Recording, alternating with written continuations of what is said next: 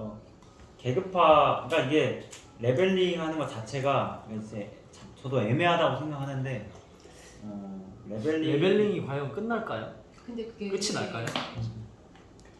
자기도 모르게 그렇게 하고 있는 걸 또 발견할 때가 있잖아요. 근데 그 레벨링하는 것 자체가 문제라기보다도 그 레벨링이 본존을 해치는 레벨링이 될 수가 있거든요. 그쵸. 시연이가 생각하는 레벨링은 어떤 의미가 있을 것 같아? 해친다고라는 관점에서 보면. 레벨링이라는 게 그렇지. 엘리트 기존 말하는 거는 저는 그 나중에 없어진다?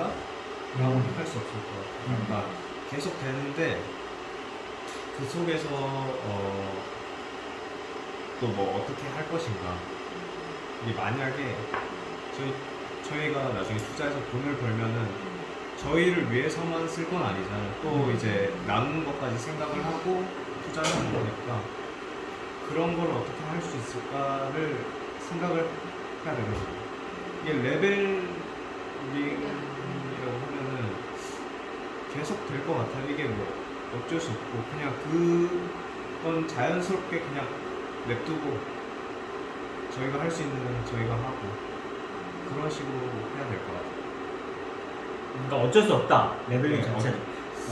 그런 거는 저희도 그 대중이랑 투자자랑 이렇게 나누면 또 안 되겠지만 선생님께서도 30%만 되더라도 세상이 바뀔 거라고 말씀해 주신 적이 있었는데 모두가 투자자가 될 수 없다고 생각해요.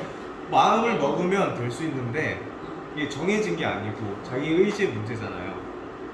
그래서 이렇게 뭐 그 계급을 가지고는 저는 그 부분에 대해서는 잘 모르겠어요. 이거 계속 레벨링이 사회에 대해서 해를 끼치는 경우가 더 많다고 생각하니?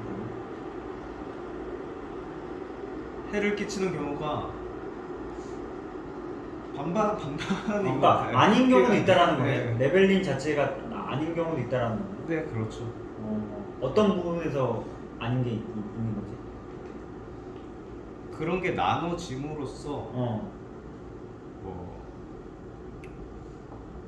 리더라고 하기엔 좀 그렇지만 뭐 회사만 보더라도 직급이 다 나눠져 있잖아. 거기서 그 속에서 또 할 수 있는 일도 다 다르고 이게 근데 전체 인생에 대해서 그걸 계급으로 가져갔다고 하면은 잘 모르겠지만 이제 그 반반인 것 같아요. 그냥 막연하게 느끼는 게 이게 저는 그렇습니다. 저는 직업의 세계에서 있어서는 직업이라는 건 조직 생활을 하는 거잖아요. 자기 혼자만 있는 건 아니잖아요. 그러니까 직업 세계에서는 그런 어떤 사람의 가치를 매긴다 그거라기보다는 아까 이제 말씀하신 어떤 그런 자기만의 고난들이 주어지잖아요. 고난과 의무가 있듯이 그런 속에서 그런 구조 속에서 잘 시스템화돼서 생산성으로 이어지는 어떤 그런 부분들은 좋은 측면이라고 생각하거든요. 근데 반면 내 삶, 내 자신의 삶에 있어서는 레벨링이 필요한 거 그걸 저는 생각해 보는 거거든요. 삶에서? 네, 삶에서는 굳이 그게 필요할까? 그런 측면에서 생각했을 때는 또 다르게 생각해 볼 수 있을 것 같습니다. 왜냐하면 상당히 말씀드릴게요. 레벨링 하면 행복한가 내 삶이? 그런 생각했을 때 저는 그런 생각을 해보더라고요. 그리스 작가가 쓴 소설 중에 조르바 나오죠. 니코스 카잔차스키라는 작가가 쓴 조르바가 있어요. 그 조르바라는 사람은 노동자거든요. 신분이 그 시대. 네, 자기 하고 싶은 대로 살아요. 남의 어떤 그런 어떤 인식이 남이 나를 어떻게 생각할까, 내가 이런 일을 했을 때 어떻게 판단될까 전혀 구애받지 않고 살거든요. 그러면서 항상 자기가 처해 있는 이 순간, 이 장소, 여기에 충실하게 살아요. 거기에 그러니까 충실하게 사는 거죠. 그러니까는 자기가 완전 합의라 해야 될까? 그러니까는 그렇게 자기 일로 살거든요. 근데 이 사람은 그게 그런 자기 삶이 행복하다고 느끼는 거죠.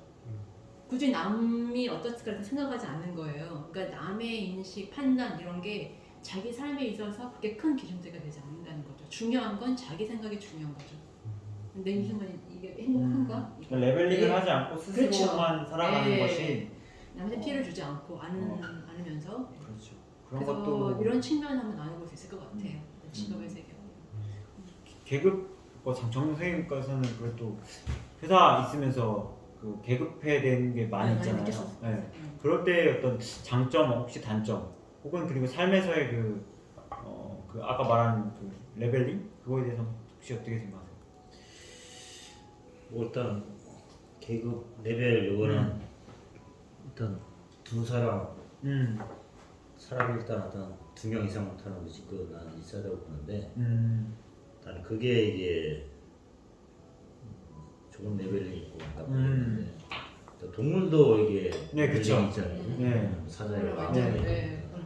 다 동물의 차이점은 그게 어떻게 보면 일단 본인 욕심이 아니라 그 종족 번식하기 위한 어떤 질서, 네, 그쵸. 지키기 위한 어떤 네. 레벨링인데 인간도 그런 레벨링이 있고 또 나쁜 레벨링은 계급 악용한 사람인데 그거는 자기 욕심을 이렇게 살색 채우기 위해서 하는 그런 게 있거든요.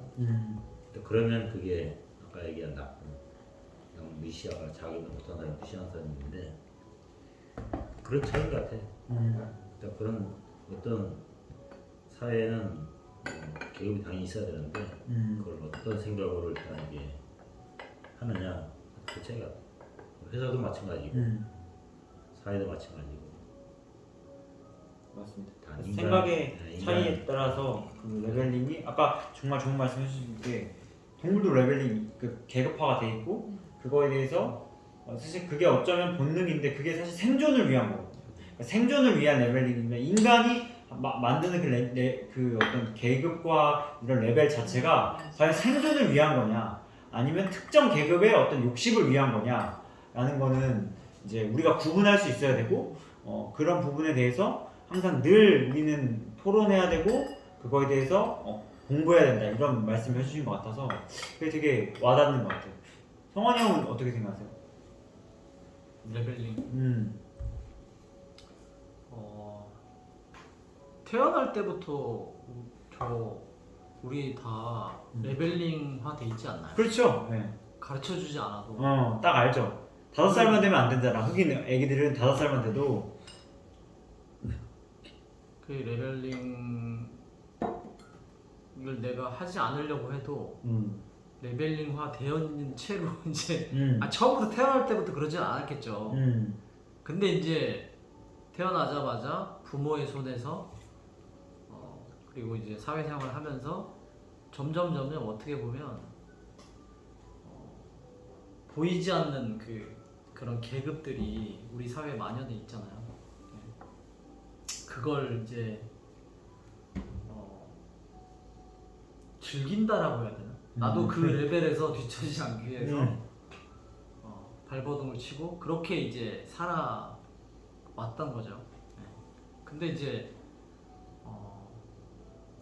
그러니까 그 의식으로 이제 살아가게 되면 권력이 아부할 수밖에 없고 그렇죠? 주체적인 삶을 살아간다기보다 내가 어떻게든 그 레벨에 끝까지 올라가서 그래서 이제 이 요즘 사회에 나오는 그 뭐 영화들만 봐도 레벨에 끝까지 올라가서 저는 이제 아이들이 있으니까 그때 한때 유명했던 스카이캐슬 네. 그게 대표적으로 이제 공부의 신 뭐 이런 거. 공부의 신 뭐 이런 것도 그렇고 전반적으로 이제 그런 게 뭐 계급이 없는 사회가 아니야. 조선 시대보다 더 심할 수도 있어 이거. 네. 조선 시대 때 그거 아시죠? 계급이 이제 정해져 있는데 그 계급이 높은 사람이 정말 그 누구야? 이게 진짜 있을 수 있었을까 싶은데 그 완전 노비인 사람을 얘가 똑똑해가지고 얘를 이거 신분을 바꿔주는 거 그런 얘기 있잖아요, 많잖아요. 네. 그게 이제 지금 사회에 뭐 계급이 없다? 근데 보이지 않는 계급은 반드시 존재를 하고 그거를 이제 어떻게 내가 의식을 하면서 그거를 정말 용기와 배짱을 가지고 그 계급을 깨부수려는 노력을 하지 않으면 죽을 때까지 뭐 레벨링화 돼서 살 수밖에 없지 않나. 근데 그걸 깬다는 게 진짜 쉬운 건 아니잖아요. 그러니까 저는 우리가 모든 것이 가치 있다 라는 그런 표현에서 그게 레벨링에 대한 어떤 저항감일 수도 있는데 그걸 잘못 해석하면은 예를 들어 모든 기업이 100개가 있으면 100개 다 100의 가치가 똑같이 있다 라고 생각할 수도 있거든요. 모든 게 가치 있다라고 얘기를 하면 그러니까 상대적 가치에 대해서 우리는 늘 생각을 해야 되는데 모든 게 가치 있다고 하면 이걸 절대적 가치로 받아들여요. 그래서 제가 친구들한테 모든 것이 가치 있다고 말하는 건데 왜 어떤 기업은 비중이 있고 어떤 기업은 적냐. 그러니까 사람들은 너무 극단적으로 알아듣는 상대적 가치. 그러니까 레벨링도 결국에는 내가 상대적으로 내가 다룰 수 있을 거면 그걸 충분히. 그러니까 과일이 있어요. 과일이 있는데 내가 레벨을 정해서 내가 원하는 걸 먹잖아요. 근데 그게 과연 나쁜 행동이냐? 그건 아니라고 보거든요. 그러니까 아까 말한 것처럼 그런 하나하나의 개인적인 행동이 그 전부가 다 레벨이 나쁘다고 할 수는 없지만 그리고 또 그게 일단 행복도 가져온다고 생각해. 그 고르는 과정 안에서 그 맛있게 먹고 내가 잘 골랐어. 예를 들어 수박 잘 고르는 거 그 기술이잖아요. 그거 골라서 그걸 레벨링 한 거잖아 내 스스로. 그러니까 그런 것들이 과연 내 삶에서 예? 레벨링보다 그런 밸류에이션인가? 그거 밸류에이션이 그죠? 밸류에이션 하는 거죠. 그러니까 결국 수치로 하는 거니까. 그러니까 결국에는 그러니까 그런 거, 그러니까 레벨링 자체를 밸류에이션으로 바꿔서 삶을 가져가 버리면 그 어떤 것도 나에게 그 감정 안에서의 그 마이너스가 되지 않는 요소가 생기지 않겠다. 오히려 그걸 부스팅 해주지. 그러니까 저는 그런 생각을 했거든요. 그래서 아마 이 모든 것이 가치가 있다라는 그 말을 너무 그 절대적 가치로 여겨서 그게 계급화 서열화가 나쁘다. 어쩔 수 없이 다른 사람들이 다 의자로 부르고 있는 마당에 내가 그거를 책상이라고 불러봤자 소용이 없는 거거든요. 다른 사람들이 인정하는 그 삶에서. 그래서 그런 것들을 조금 어떻게 하면 이 사람들도 같이 그리고 나의 사고와 같이 밸런스 있게 가져갈 수 있느냐. 그러니까 무서운 도구죠. 그 레벨링하고 클래시파이 하는 게. 그 도구를 어떻게 하면 그 사람들과 내가 조화롭게 서로 탐탁지 않은 감정을 안 가져가면서 가져갈 수 있느냐. 그게 어떻게 보면 사회가 가져가야 할 근본적인 그리고 그런 역할을 해주는 게 리더인 것 같아요.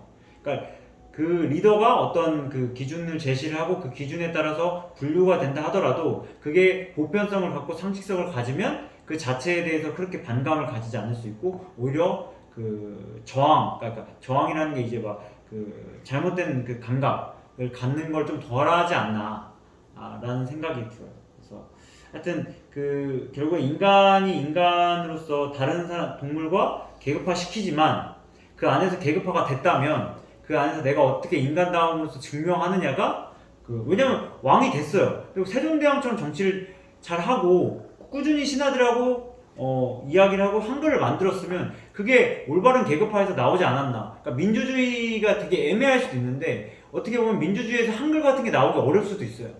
하지만 왕정 같은 그런 시스템과 공부할 수 있는 그런 시스템에서 갖춰지고 훌륭한 리더가 존재한다면 그 계급화는 한글을 나올 수 있는 거거든요. 근데 지금의 민주주의 제도 상황에서 어떻게 보면 이게 개인이 다 한 표잖아요. 상대적 가치가 없잖아. 그렇지 않아요? 개인이 가진 상대적 가치가 다 한 표라는 거는 이건 진짜 되게 혁명적인 생각이지만 그게 과연 어떻게 보면 레벨링이 없잖아요. 투표에서. 그 레벨링이 없는 투표가 과연 인간의 삶을 올바른 정치 제도를 만들었나 라는 건 우리가 한번 생각해 봐야죠. 그러니까 레벨링이 과연 사라진다. 그리고 레벨링이 사라진 그 제도가 과연 인간에게 궁극적인 행복을 가져다 주느냐. 그거는 끊임없이 우리가 토론해야 할 주제가 아닌가 라고 생각이 듭니다. 그리고 이제 책으로 돌아오면 그러게 나는 교회도 안 다니는데 왜 인간만 존엄하게 생각하게 된 거지? 그게 중요한 게 아니라 앞으로 너의 모든 오만과 편견을 바꾸기 위해 많은 노력을 해야 할 거야. 자, 이게 웃긴 게 뭐냐면 그러니까 인간만이 존엄하다고 생각한 거지라고 물어봤는데 답변이 그게 중요한 게 아니래. 그렇잖아요. 사실 그렇게 하면 이제 인간만이 중요한 게 아니야. 그래서 인간을 존경해야 돼. 근데 답변은 너의 모든 오만과 편견을 바꾸기에 많은 노력을 해야 된다는 답변이 나와요. 뭔가 좀 생뚱맞지 않나요? 아닌가요? 저만 좀 그렇게 생각하는 건가요? 그러니까 그런 답변이 나온 건데 왜 이런 말을 해줬을까? 그리고 뒤에 이제 바보로 살기 싫으면 세상이 모든 존재하는 것은 존엄하고 가치 있다. 오히려 이 말을 해야 돼요. 그러니까 앞에 문장을 삭제하고 그냥 바보로 살기 싫으면 해도 문장이 이어지는데 앞에 문장은 너의 모든 오만과 편견을 바꾸기 위해 라는 대답이 먼저 나온다는 거예요. 이게 그러니까 사실 핵심이라는 건데 왜 이런 말을 했을까? 시현이 어떻게 이해가 되지? 내 질문에 대해서 네. 이해가 되니? 그러니까 질문은 인간만이 존엄하다 생각하게 된 거지라고 물으면 답변으로 그냥 바보로 살기 싫으면 하면 두 번째 문장을 가면 되는데 그게 문제가 아니라는 첫 번째 문장의 대답이 나오잖아. 그치? 작가의 의도가 뭔가 드러나 우리가 한번 해석해 볼 필요가 있지 않아? 네. 이해되셨죠? 그래서 한번 여기서 끊고 한번 이 독자분들이 한번 왜 이런 말을 했는지 한번 생각을 해보죠. 예.